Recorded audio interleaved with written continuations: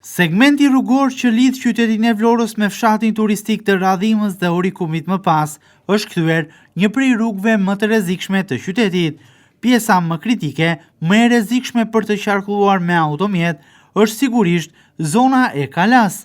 Në masivin shkëmbor të kësaj zone janë të mbjella prej vitesh me qindra pemë të llojit pish, të cilat janë gati për të rrëzuar për tokë. Pisha këto të cilat janë përkulur ndjeshëm drejt segmentit rrugor, duke të dhënë imazhin se do të rrëzohen nga momenti në moment.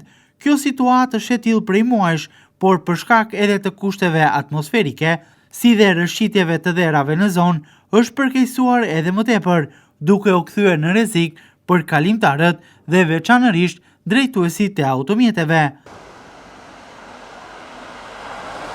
Vlen të theksohet edhe fakti që vetëm pak ditë më parë, në datën 2 dhjetor, pikërisht në këtë zonë, pas ditëve me mo të keq, një prej pemëve të llojit pish ra në segmentin rrugor duke bllokuar qarkullimin. Fatmirësisht, pisha u rrëzua në një moment që nuk ka patur aty qarkullim të automjeteve, duke shmangur rrezikun për të përfunduar sipër ndonjë automjeti, duke ju rrezikuar jetën drejtuesve, por edhe kalimtarëve.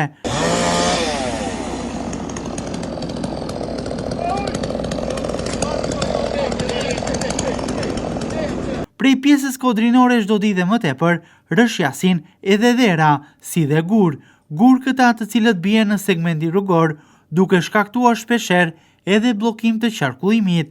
Gurët dhe dherat bien nga pjesa kodrinore në rrugë, duke u kthyer në rrezik për qarkullimin e automjeteve në këtë segment. Madje prej saj rrezikojnë të shkëputen edhe gur me përmasa të mëdha, të cilat vazhdojnë të qëndrojnë të varura në pjesën e kodrës, duke rrezikuar të bien nga momenti në moment.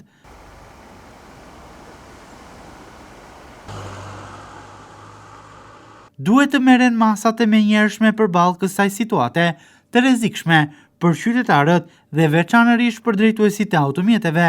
Pjesa kodrinore duhet fortifikuar në mënyrë që gurët mos të rrshjasin në drejtim të segmentit rrugor. Duhet gjetur një zgjidhje për largimin prej andej edhe të pishave, të cilat trungjet janë përthyer drejt rrugës, duke rrezikuar që të bien për tokë, për të shmangur në këtë mënyrë rrezikun për jetën e qytetarëve, por edhe mos të kemi raste të përsëritura si ajo e 2 dhjetorit.